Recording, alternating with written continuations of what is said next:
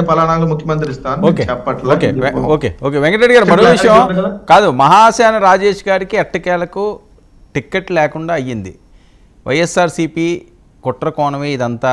ఆయన టిక్కెట్ వచ్చిందని భరించలేక విష ప్రచారం చేశారు, ఇబ్బంది పెట్టారు. ఇప్పుడు మీరంతా హ్యాపీగా ఉన్నారా అని కూడా సోషల్ మీడియాలో వస్తున్నాయి పోస్టులు. మీదేమైనా ఉన్నదా అందులో పాత్ర?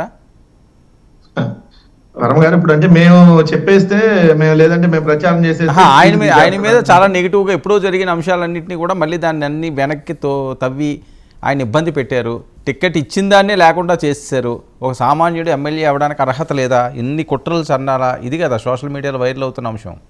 మేము చెప్పినందుకు తీసేయలేదు సార్, అది మేము చెప్పినందుకు తీసేయలేదు.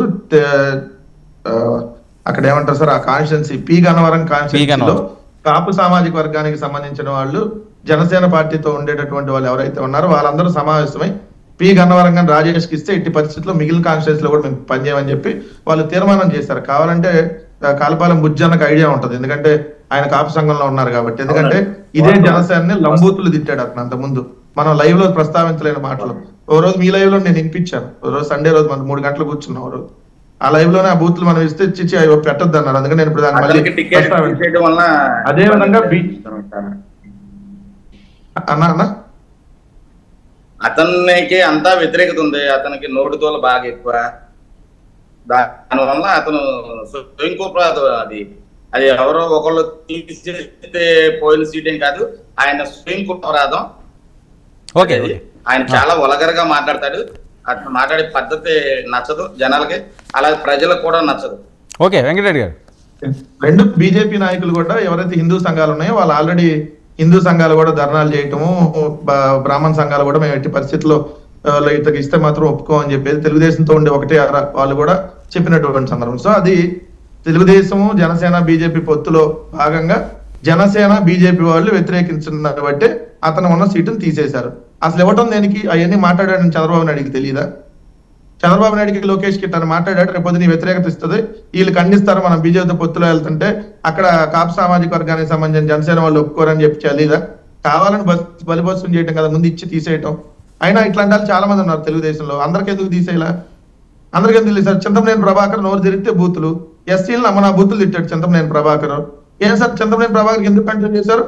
కమ్మనే, కమ్మగా ఉందని కమ్మ సామాజిక వర్గాన్ని ఇచ్చారా? ఈయన ఎస్సీ కాబట్టి తీసారా? అంతే కదా, దానికి సమాధానం చెప్పాలి కదా. ఎంతకంటే బూతులు తిట్టాడు కదా. అది రెండు. ఇందా బుజ్జన్న అన్న దాంట్లో ఒక దాంట్లో, ఎందుకంటే వంగవీటి నరేంద్ర గారిది అన్నారు కాబట్టి నేను చెప్తున్నా. ఆయన ఇండివిజువల్, వంగవీటి నరేంద్ర గారు అంతకుముందు బీజేపీలో జాయిన్ అయ్యి ఉన్నారు, ఇప్పుడు వైఎస్ఆర్ కాంగ్రెస్ పార్టీలో జాయిన్ అయ్యారు. కానీ పవన్ కళ్యాణ్ మరి ఏ విధంగా చంద్రబాబు నాయుడు గారితో వెళ్ళారో కూడా బుజ్జన్న అడగాలి. ఎందుకంటే బుజ్జన్న అంటే నాకు కొంచెం అభిమానం, ఎందుకంటే వంగవీటి రంగా గారి అభిమానులందరూ ఆయన అభిమానిస్తాడు. ఎందుకంటే ఆయన విగ్రహాలని పాపం ఈ రోజుల్లో కూడా ఇంకా, ఎందుకంటే ఎవరు ఖర్చు పెట్టుకొని ఎవరు ఇస్తారు సార్ ఉచితంగా విగ్రహాలు చెప్పండి?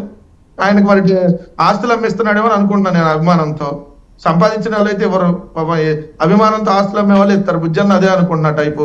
మరి అట్లాంటప్పుడు ఏ కండిషన్ తో కాపు సామాజిక వర్గానికి ఏం న్యాయం చేస్తున్నారని పవన్ కళ్యాణ్ వెళ్ళారంటే మీరు నరేంద్ర గారిని కాదు అడగాల్సింది. వంగవీటి నరేంద్ర గారిని అడిగే ముందు పవన్ కళ్యాణ్ క్వశ్చన్ చేయాలి. ఎందుకంటే తెలుగుదేశం పార్టీ 3 లిస్టుల్లో 94 + 34 + 11 139 అనౌన్స్ చేస్తే కాపు సామాజిక వర్గానికి ఇచ్చిన 8 సీట్లు, 8 కాపు సామాజిక వర్గానికి అవుట్ ఆఫ్ 159. మరి 8 కాపులకి మా ఎంపీలు అనౌన్స్ చేశారు కదా, ఒక్క సీట్ ఎంపీల్లో కాపులకి ఇవ్వాల. నేను అనౌన్స్ చేసిన 13లో, ఇంకా మిగిలిన 4లో కూడా ఒక్కడికి కూడా కాపుకి రాదు. జనసేనకి ఇచ్చిన 2 కాపు, అది కూడా కాకినాడ అండ్ మచిలీపట్నం. అంటే తెలుగుదేశం నుంచి కాపులకి మేము అవసరం లేదు అని చెప్పి డైరెక్ట్ గా ఓపెన్ గానే వాళ్ళు చెప్తున్నారు. అది కదా మీరు అడగాల్సింది. మరి కాపులకి రాజ్యాధికారం ఉన్న పవన్ కళ్యాణ్కి కనీసం